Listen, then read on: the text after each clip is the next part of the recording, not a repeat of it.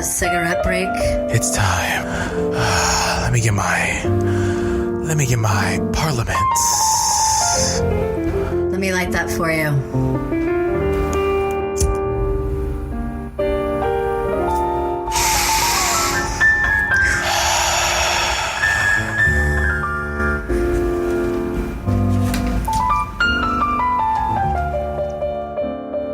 This is our second time stepping outside. Ooh. Yeah, this is our second time stepping outside.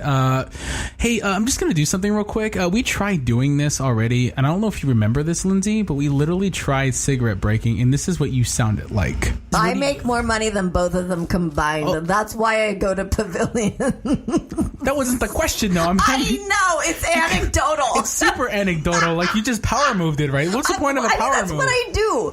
That was a power... honestly, folks, that was a power bitch move right there. You were like, yeah, but my wallet's bigger than their wallet. It's Jeez, like... That was the loudest snort I've ever done. Yeah. Sorry.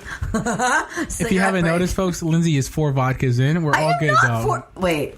3. It took her time to think she's 5 vodkas in. It took her time to think, so she's 5 in. I hate you. Yeah, that is what you say. Yeah, that is our... I don't know what was happening. I can tell you what was happening. I'm not going to go into it. I can brief them. At least it's funny. Okay, brief everybody. Okay. This is our second attempt at actually taking a break from the week. Oh my God, seriously, because Monday was a railroad. Because I don't know what I know. So this is what happened. I don't know what to do because I heard. This went on. I'm sorry. This went on. Just imagine that snippet going on for another 45 minutes. Oh, it was not 45 minutes. Oh, no. You're going to sit there. Oh, no. And you're going to explain yourself a little bit. I don't want to throw your dirty laundry out there, even though we love doing that. You love doing that. I love doing that. Yeah, sometimes. That's one of my favorate things to do. But I'm not afraid to share what happened. Here's the deal. What the hell happened? Because I don't know what to. I don't. Okay, keep asking me one more time and I'll tell you at some point here. So this is what happened. So I was having a pretty bad pain morning. And at the same time, CRPS. Yes, with CRPS to the max, where my body's on fire all day and my feet feel like I need to chop them off. The absolute worst. So, and I haven't been sleeping at all. And so what I ended up doing is we poured a cocktail. No big deal. We always have a cocktail well, not always, but sometimes we do. So no big deal. Lyndsay can hold her vodka. No problemo. And then I forgot that I took a Benadryl. Oh. And I know better than that because Benadryl fucks me up like a blackout. And I don't even know what the hell. All I know is that at one point when we started recording, the Benadryl kicked in and Lyndsay left the motherfucking building. Yeah. And Benadryl makes me mean and angry, and then I fall asleep. Like, it's like a freaking tranquilizer gun hit me. So we finished that shit show, and then John and my friend Ashley were here, and they're like, yeah, that was the worst thing we've ever seen. And then I was... Seen, heard, witnessed. Witness and seen are the same thing, but still, I'm just confused. I was so... Okay, but you're not confused anymore. Well, no, I'm not anymore, because now I get... Oh, it was the Benadryl, yeah. But you were just kept chugging on your cocktail, and you were like, "Yeah, go get a White Claw, and I'm like, I see what it's doing to you, and I'm trying to offset this balance here, and it wasn't. And I know it was only 5% alcohol in a hard seltzer. I finally gave up, and I got one just to all right, I got to ease the tension because right now I don't know what the frick is going on. Okay, here. well, that's enough of that story. Okay, hold on, no, we're not done with it yet because now I needed a break from it. Now I needed a cigarette break from the original cigarette break that we originally recorded. Hold on. And then as I'm leaving, oh no, I see you passed out on the bed. Yeah, Benadryl knocked me out. What can I say? Like a tranquilizer. Can I say what I saw next? I already kind of briefed you. It's fine. Sorry, Kari. Oh, she knows. I told her. Oh, good. And I'm telling everybody at this point, so I'm sorry to throw your dirty laundry, but I have to... You're passed out on the bed with my dog Dumbledore, right? And I was like, "Buddy, come on, let's go. We gotta go. Shh." she's sleeping. You're passed out. Not sleeping, you're passed out. No, Benadryl coma. And Ashley she also deals with a little bit of I think, form of CRPS. Am I wrong? Or full-blown CRPS. Full-blown CRPS. So you both do. You both are passed out. Yeah. I'm trying to like tiptoe out. Little do I know that you're both passed out. So I could have made as much noise as I wanted to. But that's not the point. The point I'm trying to make is what I saw next to Dumbledore as I was getting him. Like, come on, buddy, come on, let's go. The most beautiful girl in the world. The most. I saw your right boob. Oh, yeah. Lucky you. Lucky day. Oh, yeah. Lucky tits me. Tits up. That's what I wanted to see exiting the building. I saw Dumbledore. I'm like, oh, no wonder you were lying next to her. No wonder you were there. That's my boy. Oh, my God. So a nip slip, Benadryl. Jesus God. We're putting that behind us. Please do, because I don't ever want to talk about it again. No, putting it behind us. That was, and again, this is a cigarette break from the cigarette break. Right, yeah. We had to take a break from ourselves. You heard the snippet earlier. We won't ever release it. No, it's a concoction of just god awfulness. I know. Thank you. Of me trying. Hey, Lyndsay. Over here, Lyndsay. And you're fucking done. Okay. You're fucking done. All right. That's it. Fair enough. Enough of this shit. Fair enough.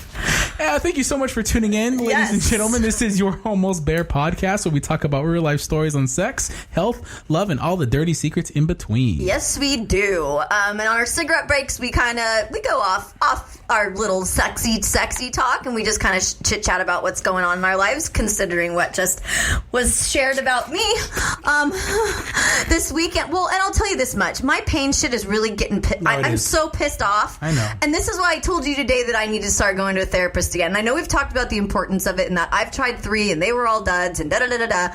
I am angry. And I'm angry because my body is not doing what I want it to do. And so what I'm ending up doing is I am getting super depressed. I'm having gnarly anxiety. And so what am I going to do? Well, I'm going to eat a gummy, or I'm going to drink a cocktail. And then my allergies were off the hook on Monday morning. And so I was like, I don't know what I'm going to do. Like, I had a scratchy voice and I had my eyes. And so I know better than I should not mix those two things together. Quite frankly, I probably would have been the exact same had I had no alcohol or anything, because that's how fucked up Benadryl makes me. So I don't know where my brain was when I was thinking about taking it, outside of I was sneezing like 7,000 times, and I didn't want to be doing that while we were recording. So I think it would have been better if I sneezed. So anyways, I kind of feel like a jackass, but I mean, what's new, guys? Lyndsay is a jackass. No, I think it's a good point to mention, because again, I don't think our listeners know, or anybody really knows. I don't even know. And this is what I was telling my wife, was like,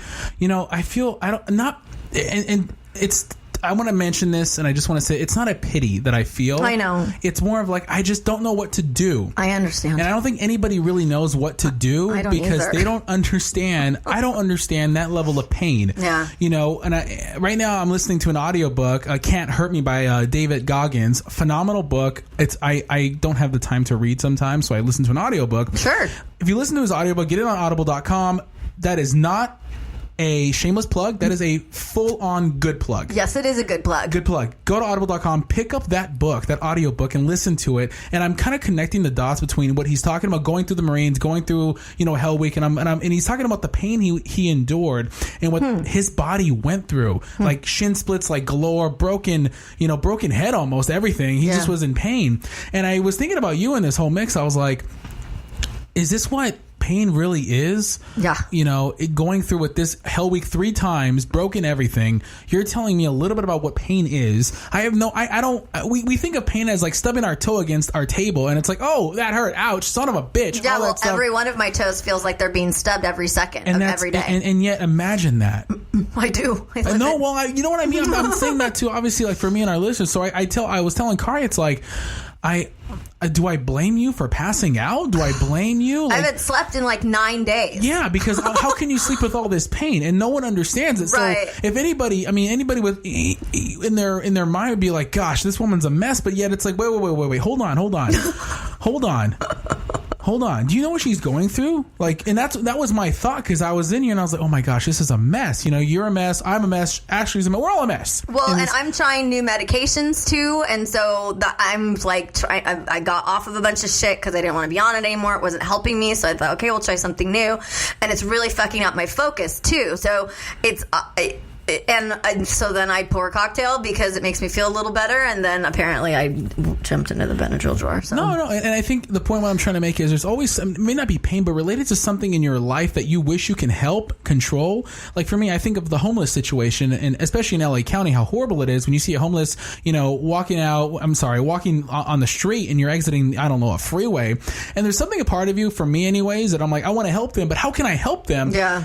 Well, because what are they going to use it on? What are they going to use it for? Why are they there? They should get their ass to work. All these thoughts go in my head.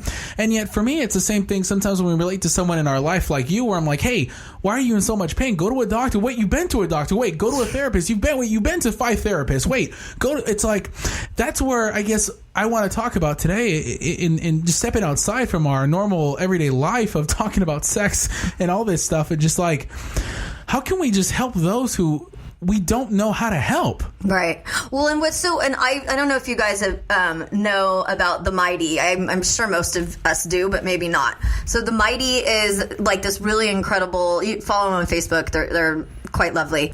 And they just, they talk about chronic pain, like all these stories, and they talk about depression and anxiety.